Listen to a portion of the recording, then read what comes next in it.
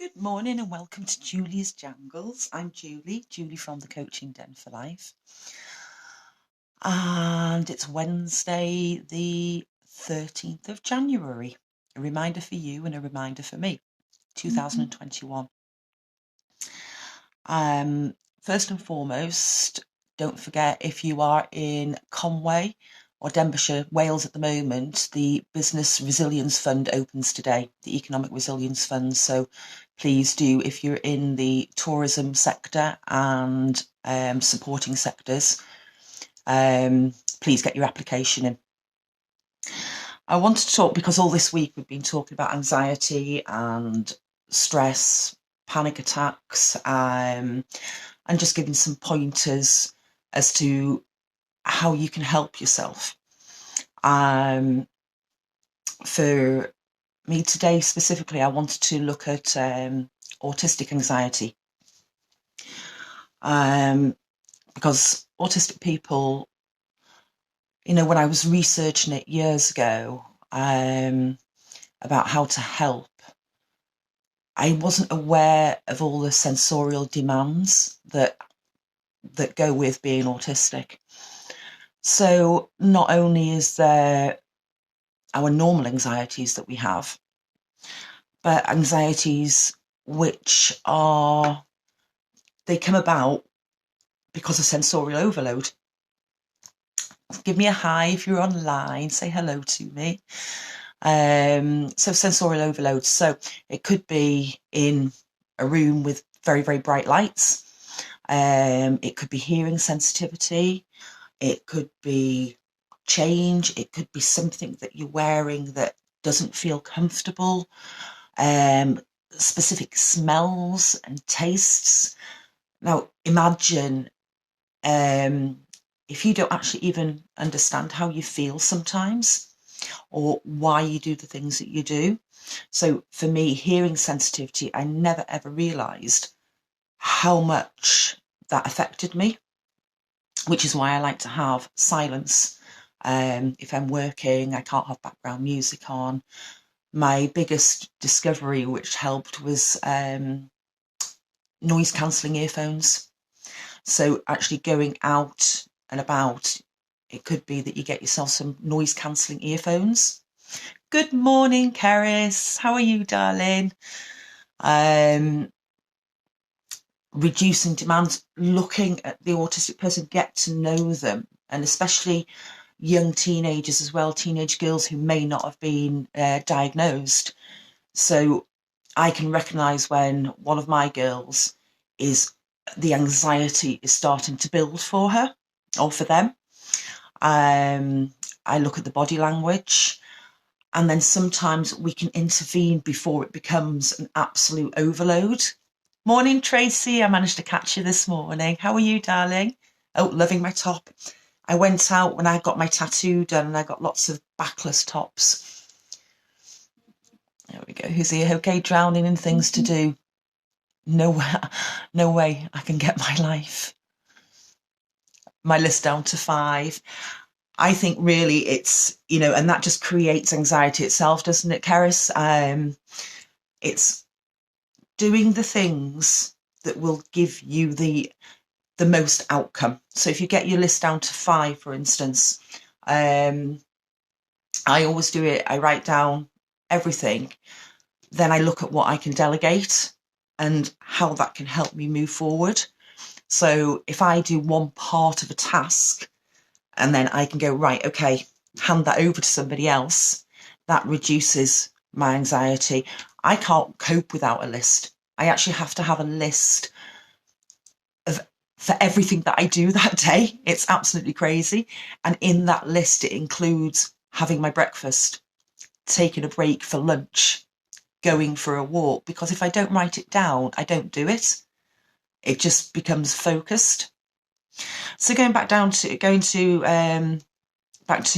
autism and meltdowns, more importantly, I hate that word, but there isn't another word that describes it really. So it can be sensorial overload. So if you're trying to help somebody who is autistic, who is in the midst of a meltdown, you're Don't give them extra stimulus.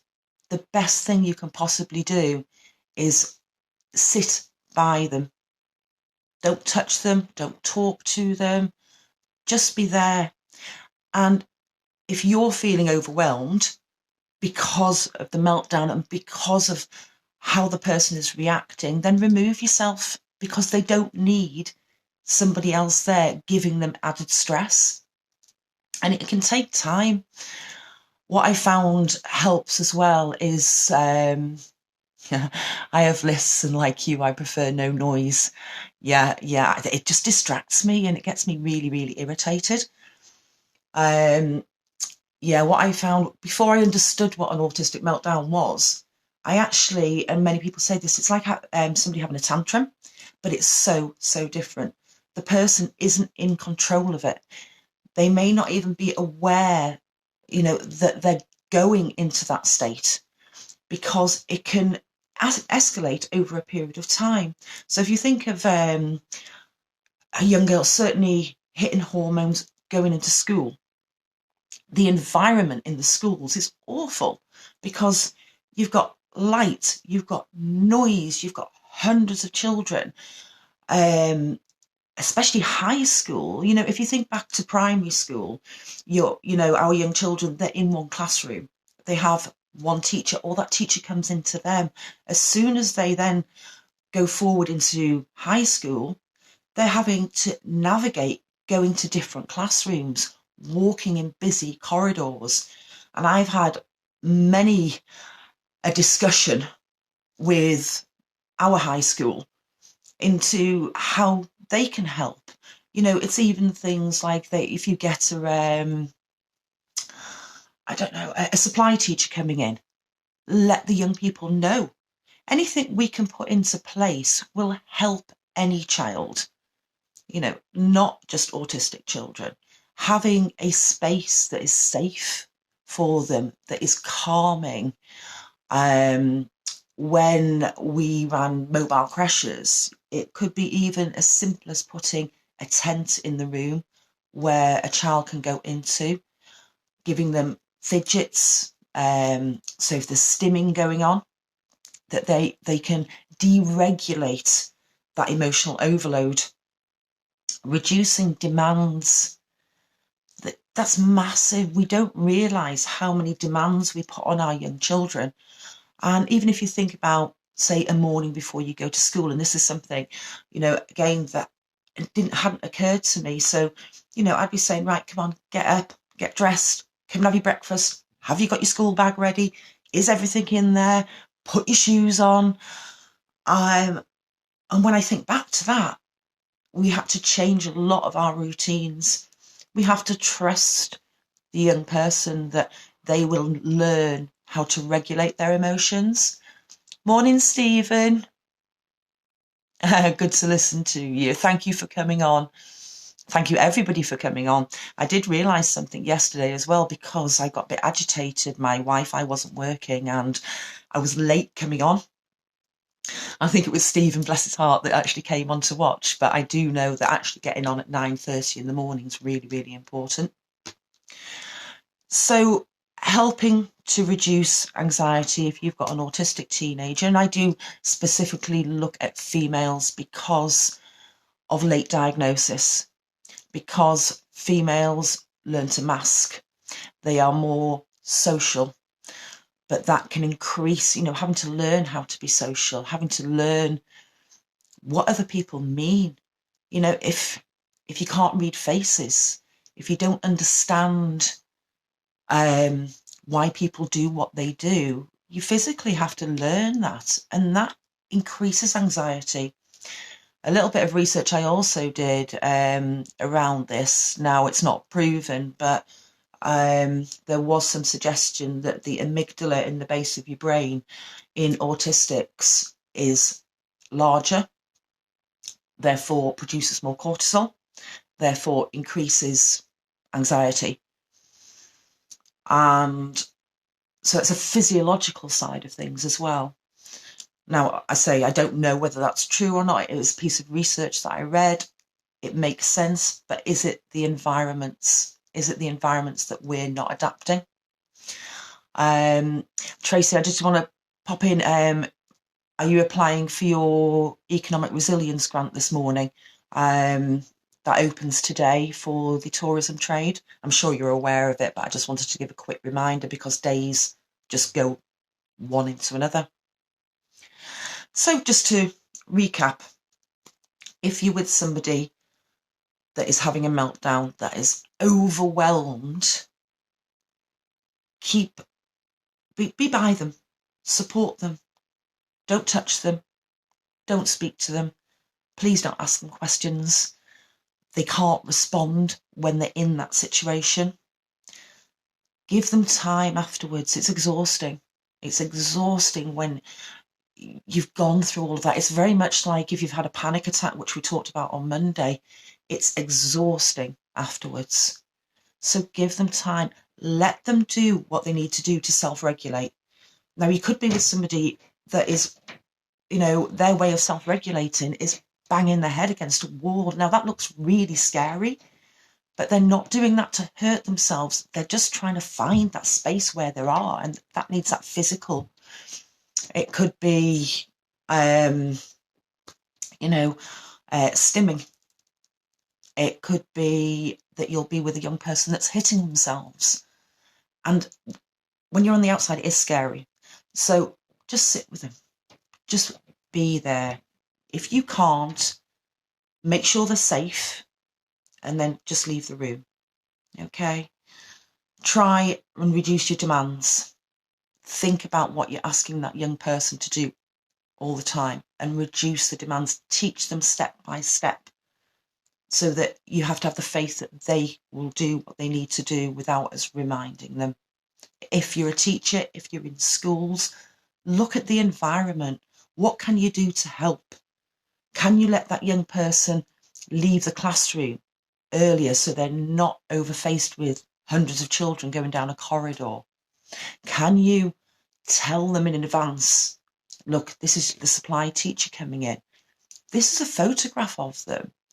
What we do with the creches is we have links, because in every single creche that we do, because of the additional needs side of things, we will always have autistic children because it can be a comorbidity of another condition.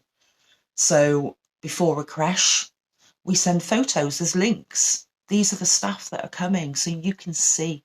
So prepare the young person. Give them time to self-regulate afterwards. And don't worry so much, when there's things like if you've got oversensitive taste and the young person just wants to eat chicken nuggets, it doesn't matter. Let them eat their chicken nuggets and introduce one food at a time. I can't bear it if somebody gives me a plate of food. I remember when I was younger and I never understood it when I was small. For instance, if you had fish fingers, chips and beans, if the beans touched the fish fingers or the chips, I would just cry. I would burst into tears. I couldn't cope with it. And of course, nobody understood that at the time. They just thought, oh, it's a bit weird. There are things that I do now. I'll only eat with a teaspoon. I can't bear whistling. I was in a supermarket yesterday and one of the supermarket staff had a mask on and it was whistling underneath the mask. How do you even do that, So just to recap, I won't keep you on any longer. I am going to put some resources up on the Coaching Den for Life.